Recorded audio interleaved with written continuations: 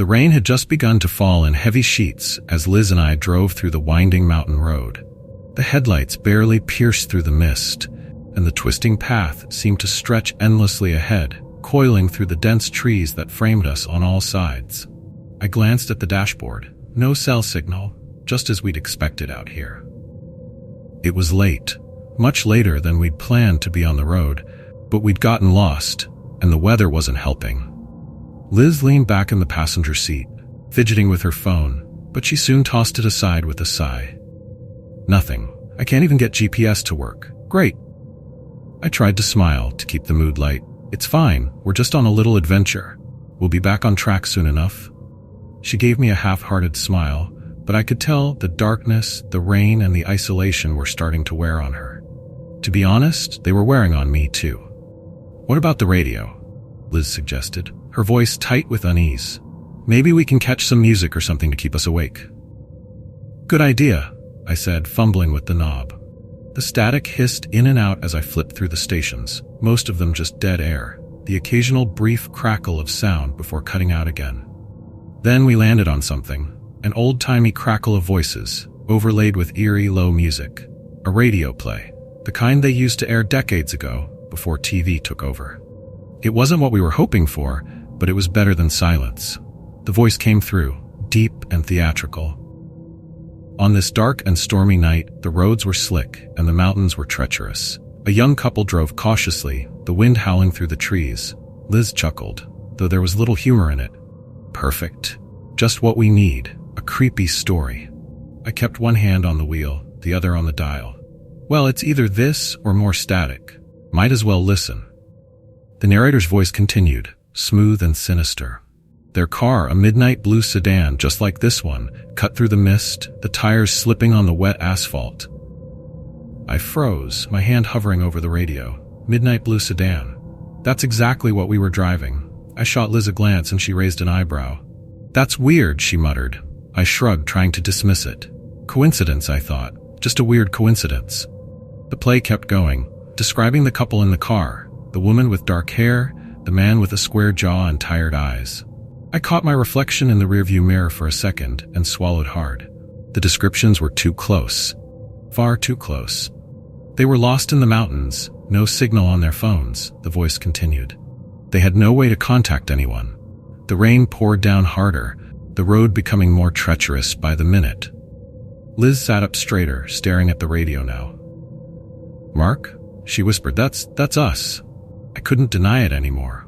The car, the setting, the rain, it was all too specific. But as I reached for the dial to turn it off, the voice grew louder, more insistent. The couple had no idea what was coming. The storm wasn't the only danger. No, there was something much worse waiting for them in the shadows, something lurking just around the next bend. My hand hovered over the knob, but for some reason, I hesitated. The voice had a hold on me, like I couldn't turn it off, even if I wanted to. The static grew louder, blending with the narrator's voice, making it harder to hear, but the words still cut through, chilling. They heard a noise, like a whisper through the radio, and then, as they drove through the darkness, a figure appeared in the road. Suddenly, Liz gasped, pointing out the windshield. Mark, look out! I slammed on the brakes, the car skidding on the slick road. The headlights caught something, a figure standing in the middle of the road, shrouded in mist. But before I could make out any details, the figure vanished, dissolving into the fog. My heart raced, adrenaline surging through me. I glanced at Liz, her face pale, eyes wide. Did you see that? I asked, my voice shaking. She nodded slowly, still staring at the spot where the figure had been. What the hell was that? I didn't have an answer. I looked back at the road, and the voice on the radio had returned, calm and steady, as if nothing had happened. The couple was shaken, but they kept driving, unaware of the true danger that awaited them. They thought they were safe in their car, but the road had other plans. That was it. I reached over and turned the radio off, but the static persisted, louder now, almost deafening. I hit the button again, but it wouldn't stop. What's wrong with it? Liz asked, her voice rising with panic. Why won't it stop? I didn't know. The static hissed and popped, and through it, a voice whispered, soft, barely audible but unmistakable. You're next. Liz gasped, her hand flying to her mouth. I slammed the radio harder, but the static wouldn't die down. The voice repeated itself louder this time. "You're next." Then the car sputtered. The engine coughed once, twice, and then went dead. The headlights flickered and faded, plunging us into total darkness. "No, no, no," I muttered, twisting the key in the ignition, but nothing happened. The car was dead. Liz was breathing fast beside me, her eyes darting to the windows, scanning the shadows outside. "We need to call for help," she whispered. "There's no signal," I reminded her, my voice barely steady. But I pulled out my phone anyway, hoping for a miracle. Nothing, just a blank screen. Then, in the distance, I heard something, a faint, rhythmic tapping, like footsteps approaching slowly. Liz heard it too, her eyes locked on mine, wide and terrified. "What is that?" she whispered, her voice barely audible. "I don't know," I whispered back. The tapping grew louder, closer. I reached for the door, but Liz grabbed my arm, stopping me. "Don't," she said, her voice trembling. "Don't go out there." The static from the radio crackled again, louder this time, and the voice came through, clearer than before. "You're next." Suddenly, something slammed against the car, hard. Liz screamed, and I jumped, my heart pounding in my chest. I turned to look, but all I saw was the darkness pressing in around us, the mist swirling just beyond the windows. The tapping had stopped. Everything was eerily silent, except for the faint crackle of the radio, which had returned on its own, the voice gone now, replaced by the same haunting music that had started it all. I don't know how long we sat there, frozen in terror, waiting for something to happen, but nothing did. After what felt like hours, the car finally sputtered back to life, the headlights flickering on. Without a word, I slammed my foot on the gas and sped down the road, not caring about the slick pavement, not caring about anything except getting as far away from that place as possible. We never talked about it again. But every time I drive through the mountains at night, I turn off the radio. Just in case.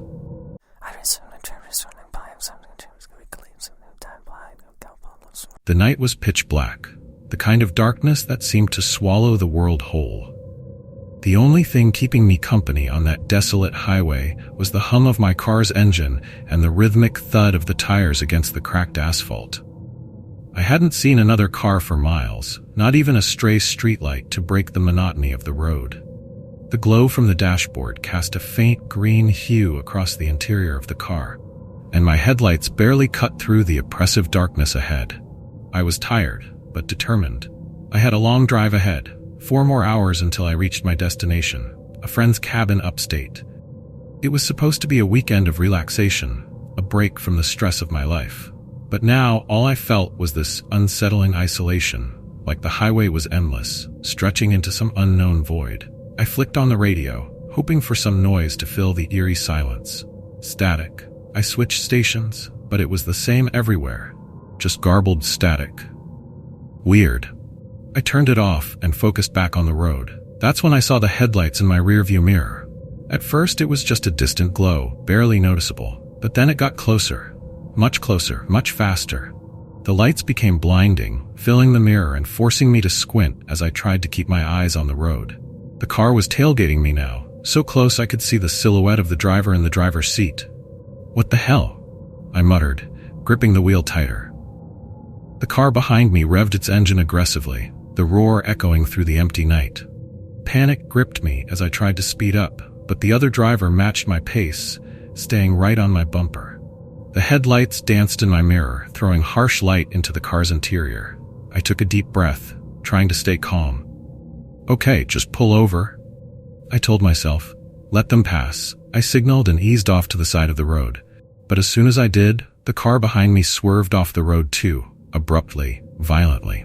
The headlights veered into the trees, and then they vanished completely, swallowed by the darkness. I slammed on the brakes, heart racing, staring into the blackness where the car had disappeared. There was no crash, no sound of impact, just silence. What the? I sat there for a moment, stunned. Maybe the driver lost control, went off the road, and crashed further into the woods. I should have gone to check to see if they needed help, but something in my gut screamed not to.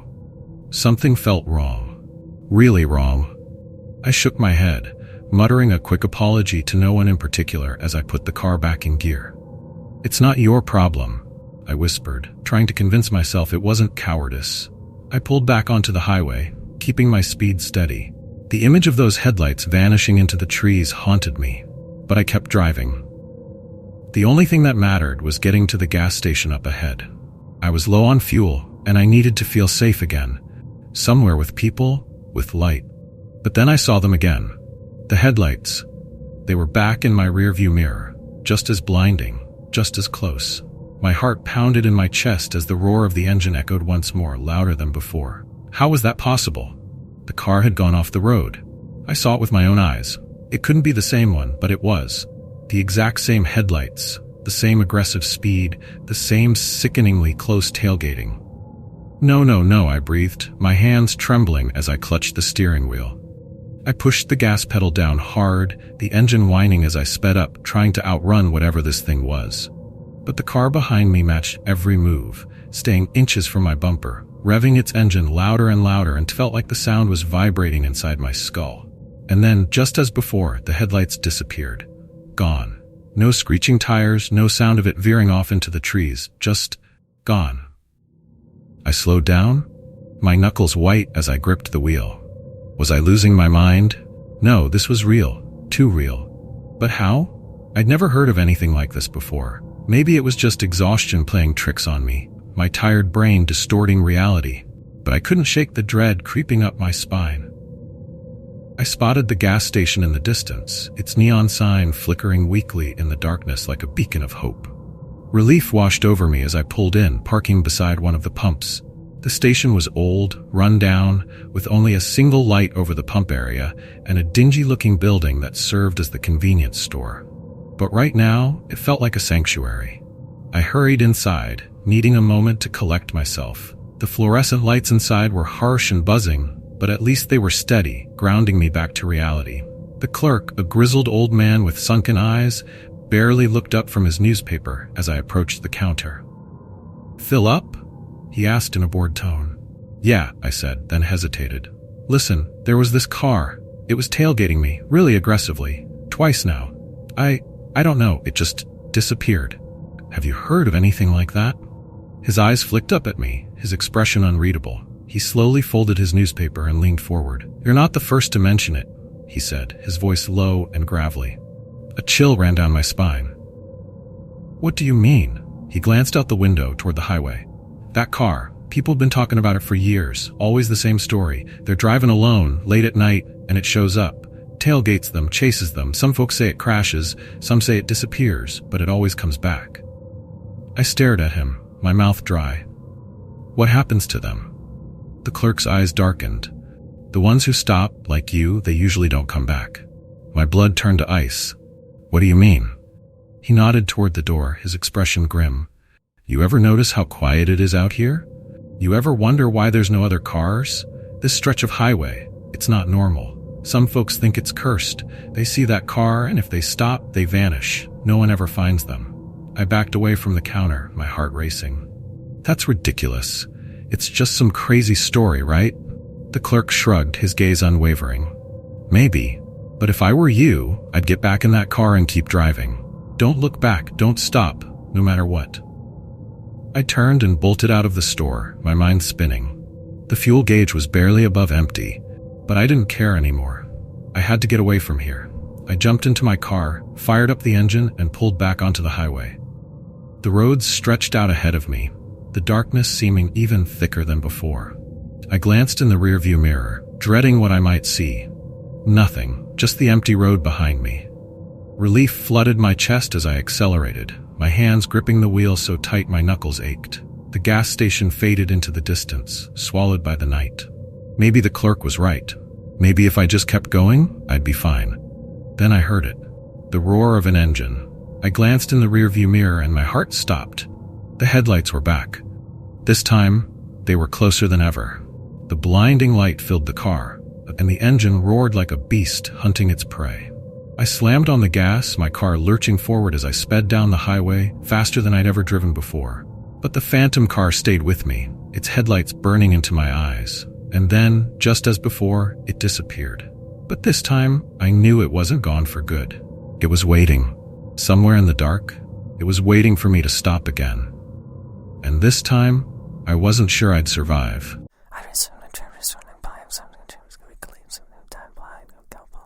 The rain was relentless, coming down in heavy sheets, pounding the windshield so hard it felt like the world outside was dissolving. I gripped the steering wheel tightly, knuckles white, trying to keep the car steady as it navigated the twisting mountain road. The headlights barely cut through the rain and fog, the road winding unpredictably like some dark, coiling serpent, leading us further into the unknown. Beside me, Jenna stared silently out the passenger window, her face illuminated by the faint, flickering glow of the dashboard. The storm had come out of nowhere. What had started as a peaceful drive through the mountains had turned into a claustrophobic nightmare of slick roads and low visibility. The radio was nothing but static now, as if even the airwaves had abandoned us. "This is crazy," Jenna muttered, her voice low, as if speaking any louder would make things worse. "We should have stopped before it got this bad." I nodded but didn't respond.